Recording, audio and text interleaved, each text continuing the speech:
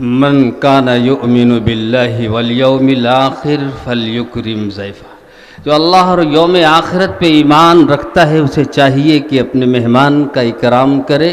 مہمان کے اکرام میں کچھ ترتیب میں تبدیلی اور تقدیم مقدم کو مؤخر کیا گیا ہے، جیسے خطبہ صدارت یا خطبہ استقبالیہ۔ یہ اکرام مہمان محترم کی وجہ سے ایسا ہوا، اور وہ میں سمجھتا ہوں کہ وہ ایک ایسی ذات ہے جسے جانشین فدائے ملت اور جنرل سیکریٹری جمعیت علماء ہند کا شرف حاصل ہے، اور ان کی خدمت میں زندہ باد میں یہ پیش کر رہا ہوں کہ زندہ باد اے رہنمائے ملک و ملت، زندہ باد، زندہ باد اے رہنمائے ملک و ملت، زندہ باد آشنائے رمز ارباب سیاست، زندہ باد گردش ایام کے تازہ حوادث کے سبب، منتظر ہیں آپ کی شان مسیحائی کے سب۔ قوم کا مقصد کوئی ناکام ہو سکتا نہیں، اور ملک رہنے گردش ایام ہو سکتا نہیں۔ میں حضرت والا حضرت مولانا سید اسعد محمود اسعد مدنی دامت برکاتہم، جنرل سیکریٹری جمعیت علماء ہند کی خدمت میں گزارش کر رہا ہوں، بسد ادب گزارش کر رہا ہوں کہ آپ تشریف لے آئیں اور اپنے قیمتی خطاب سے ہم سب کو نوازیں۔ الحمد للہ نحمده ونستعینه ونستغفره ونؤمن به ونتوکل علیہ ونعوذ باللہ من شرور انفسنا ومن سیئات اعمالنا، من يهده الله فلا مضل له ومن يضلله فلا هادي له، ونشهد أن لا إله إلا الله وحده لا شريك له، ونشهد أن سيدنا ومولانا محمدا عبده ورسوله صلى الله تعالى عليه وعلى آله وصحبه وبارك وسلم۔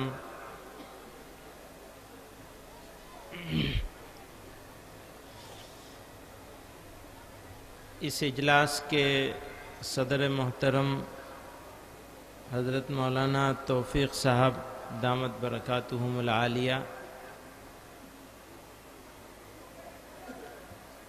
اور اس اجلاس کے منتظمین کرام، معزز علماء کرام اور حاضرین جلسہ،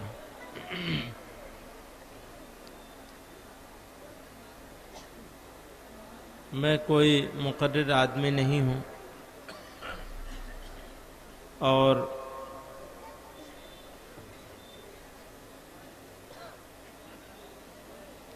تقریر کے فن سے ناواقف، الفاظ کے جو لوگ الفاظ کے موتیوں کو لڑیوں میں پروتے ہیں، میں اس فن سے بالکل نا آشنا ہوں۔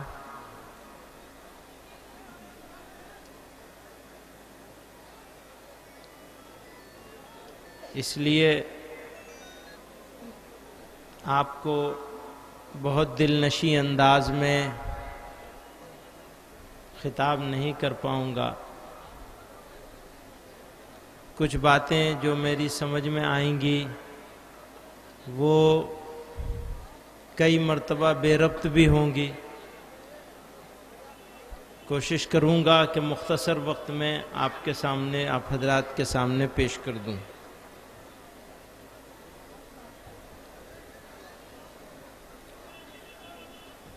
معزز حضرات، ملک کے جو حالات ہیں اس پر روشنی ڈالنے کی کوئی ضرورت نہیں ہے، لیکن اس پر بات ضرور ہونی چاہیے کہ جو حالات ہو رہے ہیں اس کے لیے ذمہ دار کون ہے، اور حالات کو بدلنے کے لیے ہمارا کیا کردار ہو سکتا ہے، یہ بات بھی عرض کر دینا ضروری سمجھتا ہوں کہ دوسرے کو ذمہ دار قرار دینا آسان ہوتا ہے، لیکن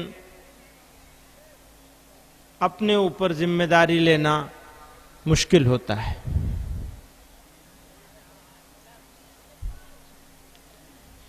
جس کو ہم مورد الزام ٹھہرا رہے ہیں ان حالات کے لیے، یقیناً اس میں کوئی شبہ نہیں کہ ان حالات کے لیے ذمہ دار وہی ہے، کوئی اور نہیں ہے، وہی لوگ، وہی گروہ، وہی طبقہ، وہی سوچ اور وہی فکر۔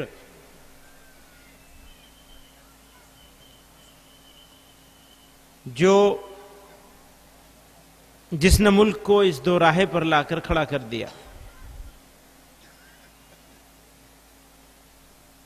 لیکن میں معافی کے ساتھ ذمہ داروں کی خدمت میں بہت ذمہ داری کے ساتھ عرض کرنا چاہتا ہوں کہ کہیں نہ کہیں مجھے ایسا محسوس ہوتا ہے کہ کہیں نہ کہیں ان کو کامیاب کرنے میں، کامیاب ہونے دینے میں ہم لوگوں کی بھی ذمہ داری ہے۔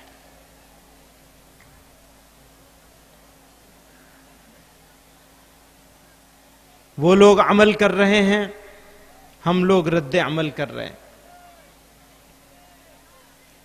اور رد عمل بھی وہ جو وہ چاہتے ہیں،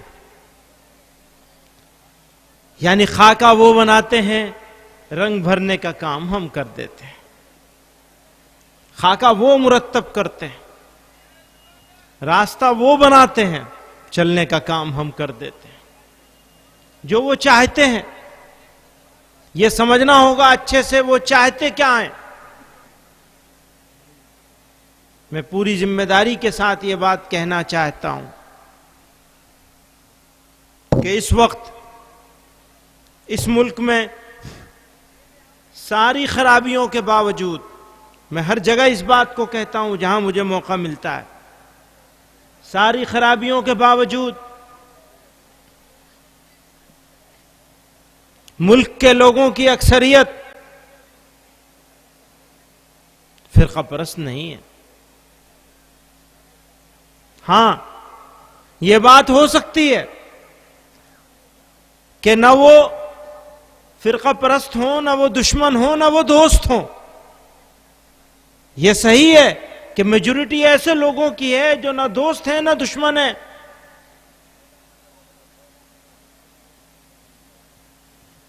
لیکن ہم لوگوں نے ان کو دوست بنانے کی سمت میں کوئی اقدام نہیں کیا۔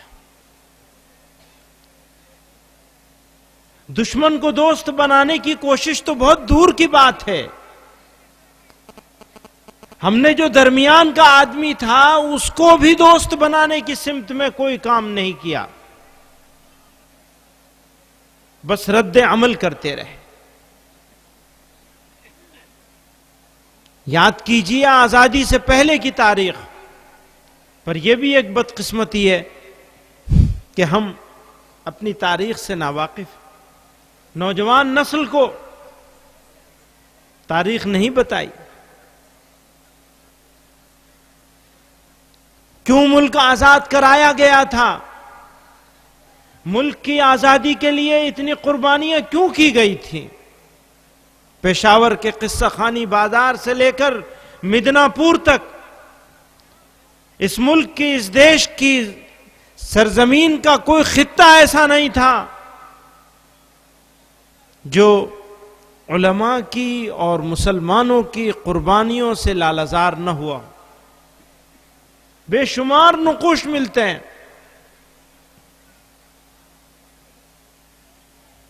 ان گنت۔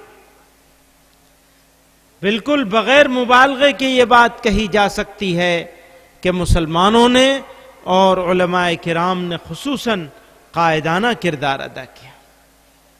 ملک کی آزادی میں. پر کیا بات تھی، کیا جنون تھا، کیا شوق تھا، کیا چاہت تھی. دوستوں نے کہا کہ وہ تو اس لیے کر رہے تھے تاکہ اپنی سلطنت واپس لے لے.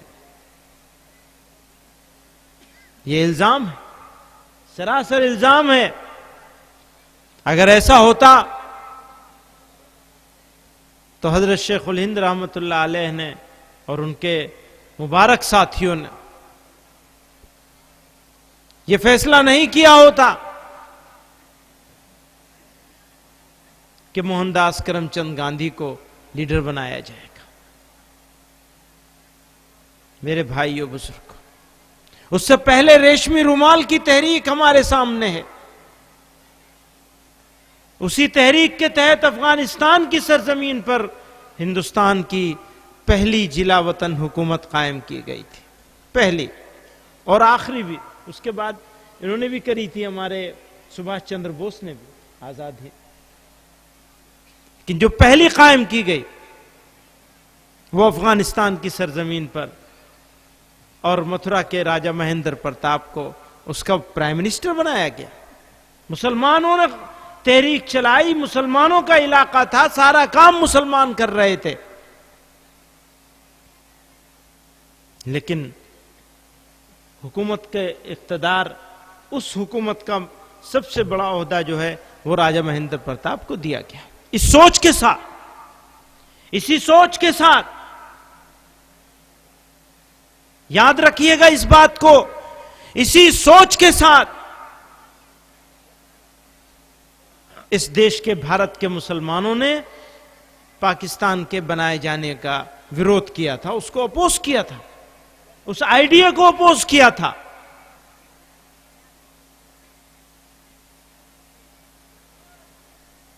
اور کہا نہیں، ہم نہیں جائیں گے، اسی سرزمین پر رہیں گے، ہمارا ملک ہے. ایک جملہ بڑا خوبصورت میں نے پچھلے دنوں دیکھا، اس زمانے کا چھپا ہوا جمعیت علماء کی کسی قرارداد میں، کہ پورا ہندوستان ہمارا پاکستان. اب اس کے دوسرا معنی بھی ہمارے دوستوں کے کان میں پہنچے گا تو وہ دوسرا معنی بھی پہنائیں گے کہ اچھا یہ پورے کو بنانا چاہتے تھے. نہیں، اسی حیثیت کے ساتھ، اسی شناخت کے ساتھ، برادران وطن کی شرکت کے ساتھ، ان کی ہم آہنگی کے ساتھ، ان کے ساتھ اخوت کے ساتھ، اچھے رشتوں کے ساتھ ملک میں ایک خوبصورت ملک بنا کر کے رہنے کا ایک سوچ تھی، ایک نظریہ تھا، ایک فکر تھی. میں پاکستان کے بارے میں بات نہیں کروں گا، موضوع نہیں ہے یہ، ورنہ اس کے اوپر بھی بات ہونے کی ضرورت ہے، پر یہ موضوع نہیں ہے آج کا. آج بات کر رہے ہیں قومی یکجہتی کی. تو جو قومی یکجہتی کی بات کر رہے ہیں اور مسلمان کر رہا ہے، تو اس کے اوپر بھی دوستوں کو تکلیف ہے. کہہ رہے ہیں مسلمان اس لیے کر رہا ہے کہ بیچارہ ڈر گیا ہے. یکجہتی کی، امن کی، محبت کی، ایکتا کی بات مسلمان ہی کر رہا ہے اس لیے کہ ڈر گیا ہے. کیا مسلمان کو ڈرایا جا سکتا ہے؟ ڈرایا جا سکتا ہے مسلمان کو؟ جس کی زندگی موت پر شروع ہوتی ہے اسے کس چیز سے ڈرایا جا سکتا ہے؟ کیا ڈرنے کی کوئی ضرورت ہے؟ ہرگز کوئی ضرورت نہیں ہے. ہم محبت کی، امن کی، ایکتا کی، یکجہتی کی، اتحاد کی بات اس لیے کر رہے ہیں کہ ہمیں اس وطن سے، اپنے اس عزیز ملک سے محبت ہے.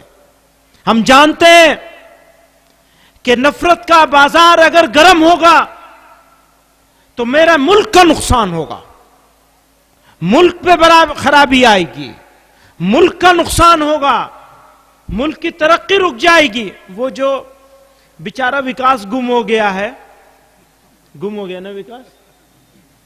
FIR بھی کسی نے لانچ کرائی, وکاس بیچارہ گم ہو گیا. سمجھ میں نہیں آئی بات. کل کو ہنسی ہو اس بات پہ, کل کو ہنس لینا. وہ قصہ سنا ہے تم نے, چڑیا گھر کا قصہ سنا ہے؟ چلو میں نہیں سناتا, ابراہیم پور والے ہیں سب. تو وکاس تو بیچارہ پہلے سے گم ہے, رہی صحیح کسر اور پوری ہو جائے گی. سنیے, اس آزاد ہندوستان کے 70 سالوں میں 50,000 سے زیادہ لوگ مر چکے ہیں مسلمان.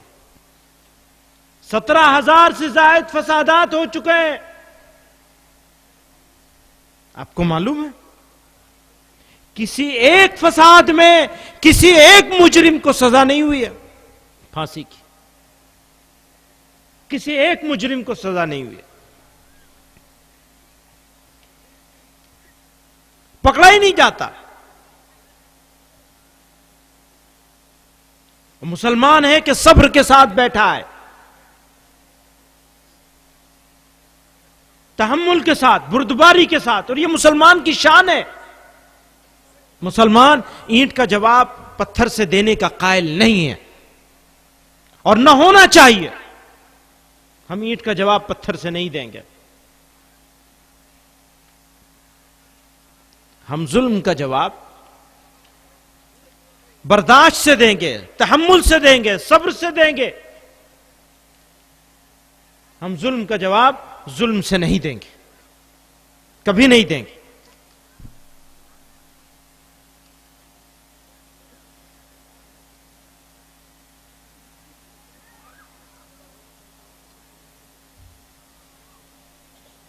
اتنی قربانیاں دی ہمارے بڑوں نے, اور ہم ان لوگوں کی سازشوں کا شکار بن جائیں اور ملک کی بھلائی کو نظر انداز کر دیں, یہ کبھی نہیں ہوگا. اس لیے مسلمان جگہ جگہ اس پیغام کو لے کر کھڑا ہے کہ ہاں, ہم امن کو خراب نہیں ہونے دیں گے. یہ ہمارا چمن ہے اور اس چمن کو ہم بسائیں گے.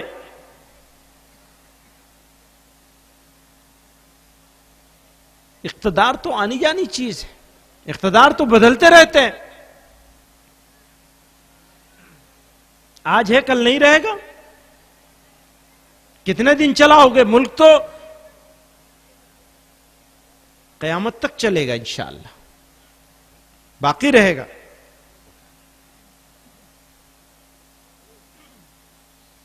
یہ ادھر کی لائٹ اگر بند کر دیتے نا, تھوڑا کیڑے کم ہو جاتے ہیں. ایک کنیکشن ہے, ارے نہیں جانے دیجئے, تو ختم ہونے والی ہے بات, اتنی لمبی چوڑی بات نہیں ہے. دوسرے لوگوں کا علاج ہوگا, جو آئے گا اس کا علاج ہوگا. اچھا ہے, اسٹیج والوں کے بڑے مزے رہتے ہیں, لیکن آج تو آپ لوگوں کے مزے ہیں. اسٹیج والوں کا بڑھیا سے علاج ہو رہا ہے.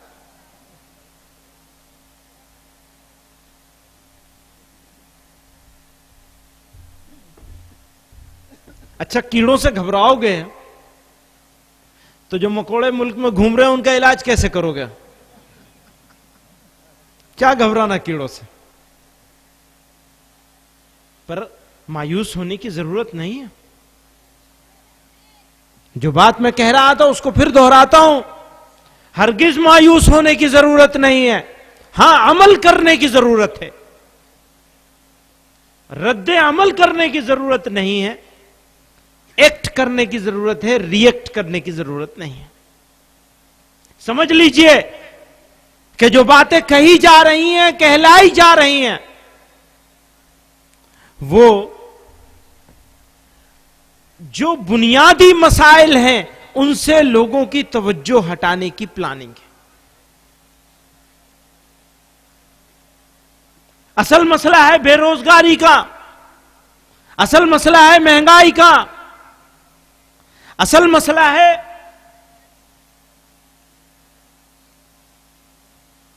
ملک کے بنیادی مسائل کا، روپے کی گرتی ہوئی قیمت کا.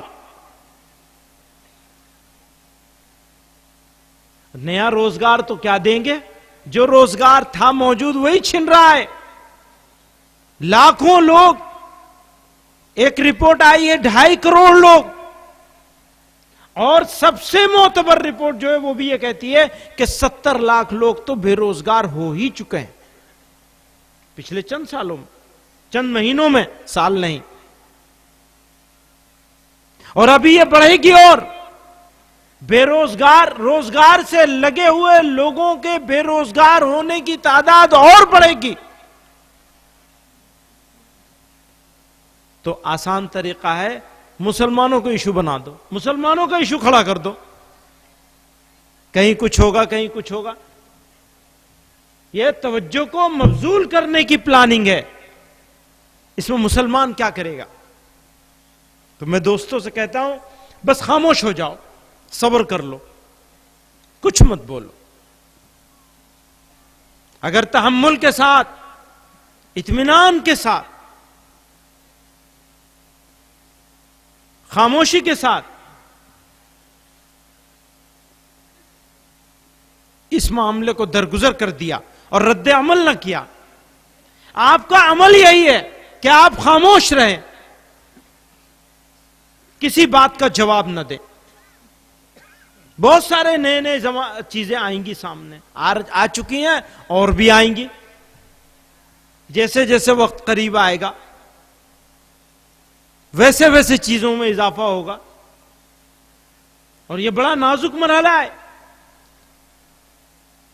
چونکہ ماشاءاللہ ہمارے دوستوں کے بھی تو ناک پہ رکھی رہتی ہے نا،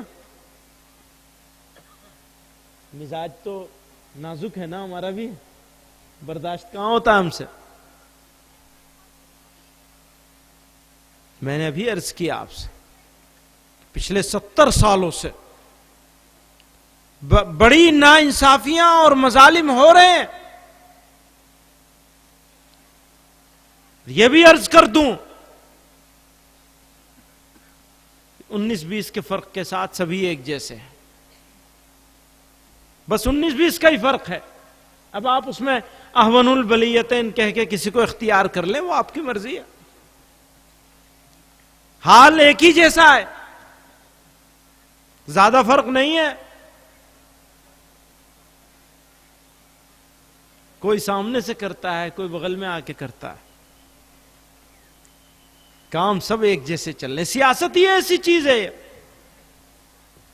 تو سیاست پہ امید رکھو گے، سیاست سے امید رکھو گے تو ہمیشہ مایوسی ہاتھ لگے گی. اور اگر عمل کا فیصلہ کرو گے تو پھر انشاءاللہ کبھی مایوسی ہاتھ نہیں لگے گی. پروردگار عالم نے یہ نظام بنایا ہے، اللہ رب العزت نے یہ نظام بنایا ہے کہ انسان کی محنت کو وہ رائے گا نہیں جانے دیتے.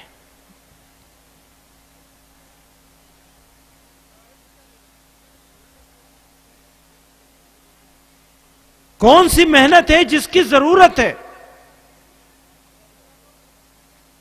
وہ ہے اپنے کردار کو تبدیل کرنے کی، اپنے اندر صلاحیت پیدا کرنے کی اور کردار کو تبدیل کرنے کی.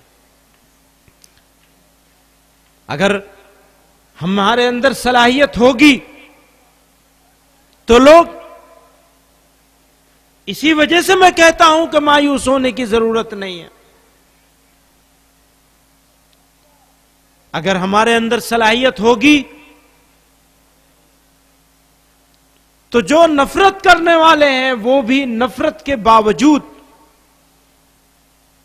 آپ کا اکرام کرنے پر مجبور ہو جائیں گے. آج کے زمانے میں قابل آدمیوں کی سخت ضرورت ہے ساری دنیا میں، اور بے روزگاری بھی عام ہے. قابل لوگ نہیں ملتے، مارکیٹ خالی ہے قابل لوگوں سے، اور بے روزگاروں کی بھیڑ ہے. 7 کروڑ سے زیادہ پوسٹ گریجویٹ نوجوان ہیں جن کو نوکریاں نہیں مل رہی. اور نہ ملیں گی. نوکریاں جنریٹ نہیں ہو رہی ہیں ملک میں, امپلائمنٹ جنریٹ نہیں ہو رہی ہے. جنریٹ ہونا تو دور کی بات ہے, جو موجود ہے وہ چھن رہی ہے, ٹوٹ رہے ہیں. انآرگنائزڈ سیکٹر کی تو کمر ٹوٹ گئی ہے. پر مسلمانوں, قابل لوگوں کی ابھی بھی ملک میں شدید ضرورت ہے, محنتی اور قابل لوگوں کی. تو قابلیت کیسے پیدا ہوگی؟ تعلیم. اگر تعلیم ہوگی اور اعلی تعلیم تک پہنچنے کا ہمارے پاس راستہ ہوگا, تو پھر کوئی چیز ایسی نہیں ہے جو آپ کے راستے کو روک سکے. ڈسکرمنیشن, امتیاز, اپنے اور پرائے کی پہچان اور موقع نہ ملنا, یہ سب موجود ہے.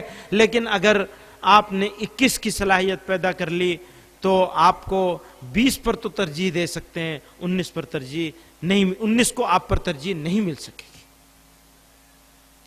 تو ایکسٹرا آرڈینری خصوصیت پیدا کرنی ہے تعلیم کے ذریعے سے بچیوں اور بچوں کی. کوئی سمجھوتا نہیں, آدھی کھائیں گے بھوکی کھائیں گے, آدھی کھائیں گے سوکھی کھائیں گے, بھوکے پیٹ سو جائیں گے, لیکن تعلیم پر کوئی سمجھوتا نہیں. 20 سال کا اگر مسلمان ایجنڈا سیٹ کر لیں, دائیں بائیں نہیں دیکھیں گے, کوئی ایشو نہیں, کوئی پولیٹکس نہیں, کوئی سیاست نہیں, بس ایک ایجنڈا ہو تعلیم کا, اس میں مذہبی تعلیم بھی ہو اور دنیاوی تعلیم بھی ہو. یاد رکھیے گا, تعلیم کا مطلب انسان کی تربیت اور ذہن سازی, اس کی فکری ذہن سازی بھی اور اس کی عملی ذہن سازی.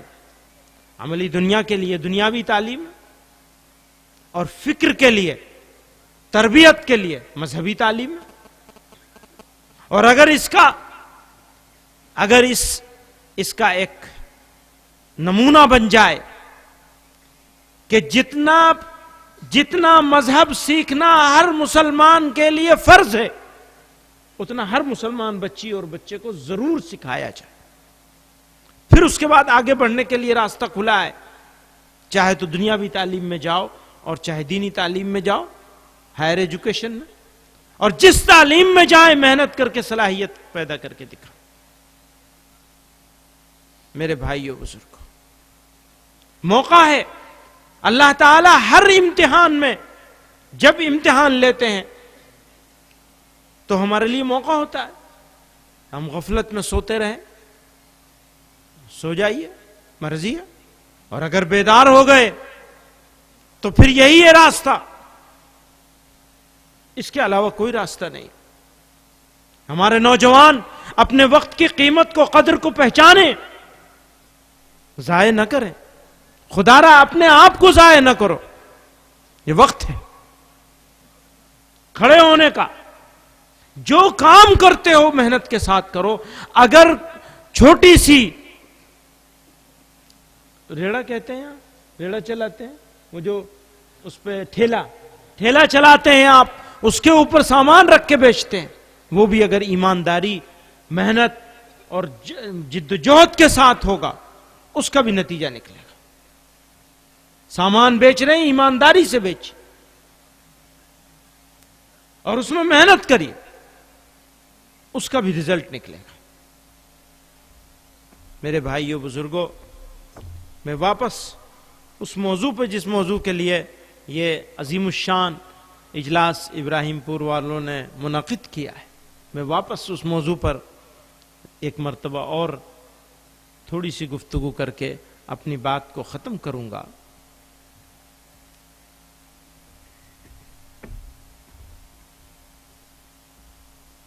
یہ ملک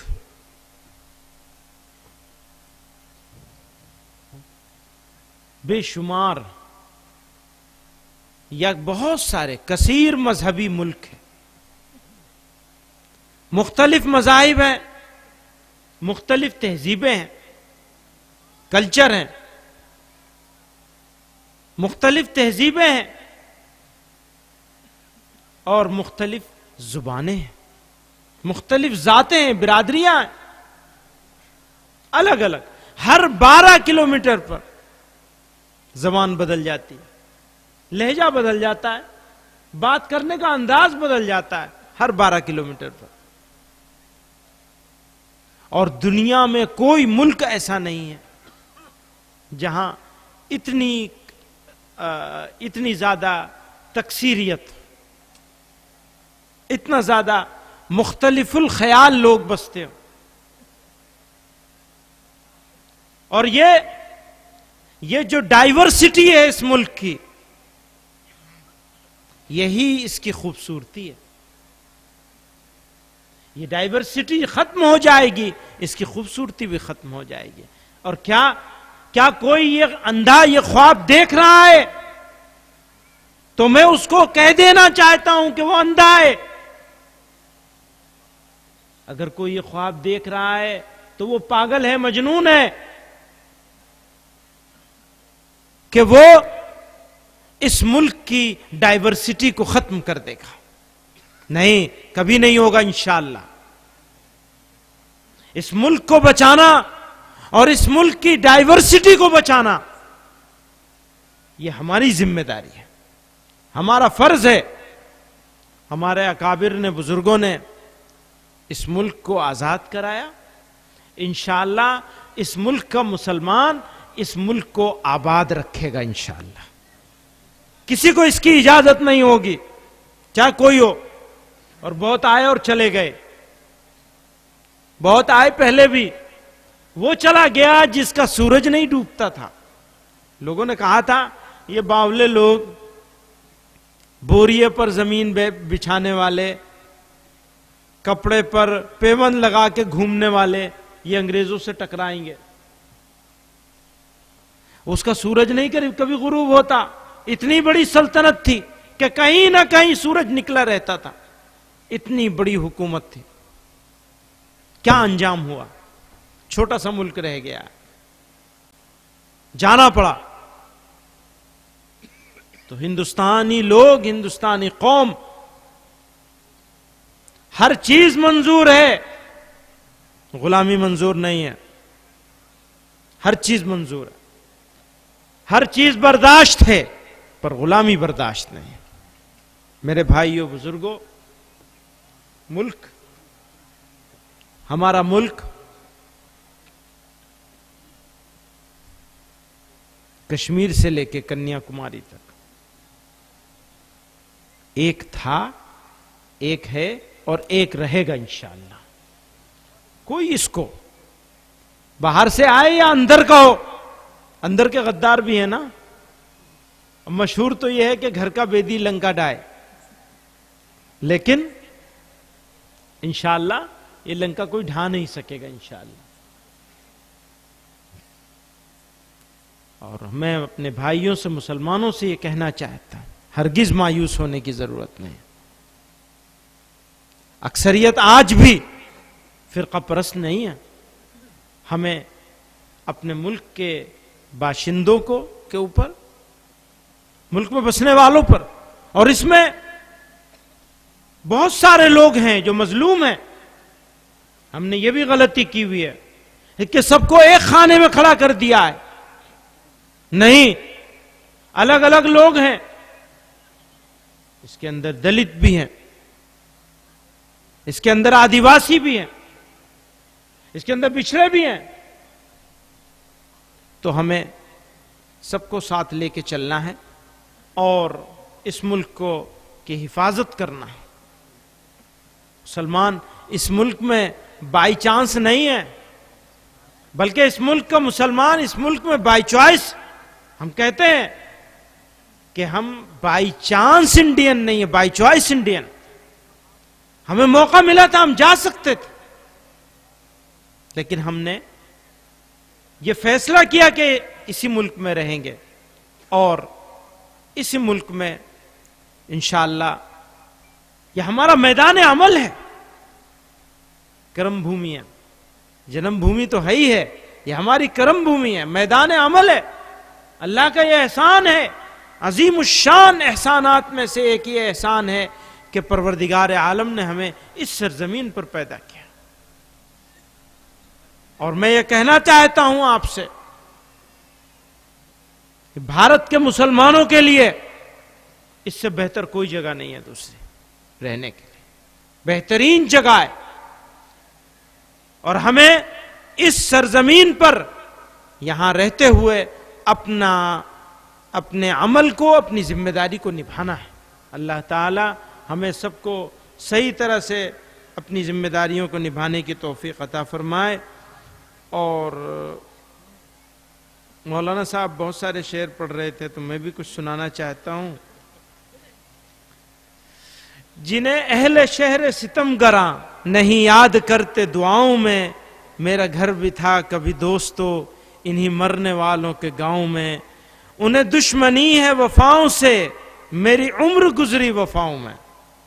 میرا دل ایک ایسا چراغ ہے کہ جلا کیا ہے ہواؤں میں.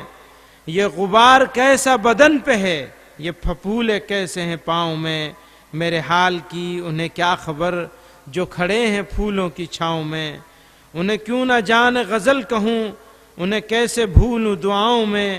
مجھے شاعری جو سکھا گئی ایک ادا تھی ان کی اداؤں میں. غزل ان کے سامنے چھیڑیے، کبھی داد ان سے بھی لیجئے. یہ خطا اگر ہے تو کیجئے کہ مزہ ہے ایسی خطاؤں میں. وآخر دعوانا الحمدللہ رب العالمین. حضرت والا نے فرمایا کہ وکاس گم ہو گیا ہے، اور آج نہیں کل اگر آپ کی سمجھ میں آئے گا تو ہنسی آئے گی. ایک صاحب دوپہر میں بیٹھے ہوئے ہنس رہے تھے تنہا، تو کسی صاحب نے پوچھا صاحب آپ کیوں ہنس رہے ہیں؟ کہنے لگے جی وہ کل رات مولانا نے ایک جملہ سنایا تھا، رات تو سمجھ میں نہیں آیا، اس وقت سمجھ میں آیا ہے تو اس لیے بے ساختہ ہنسی آئی.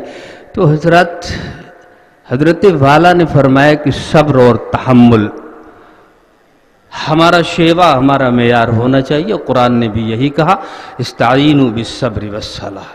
اور روایت بھی یہی کہتی ہے کہ اگر کمزور آدمی کسی طاقتور سے الجھتا ہے تو اس کمزور کو اللہ اس طاقتور کے حوالے کر دیتا ہے.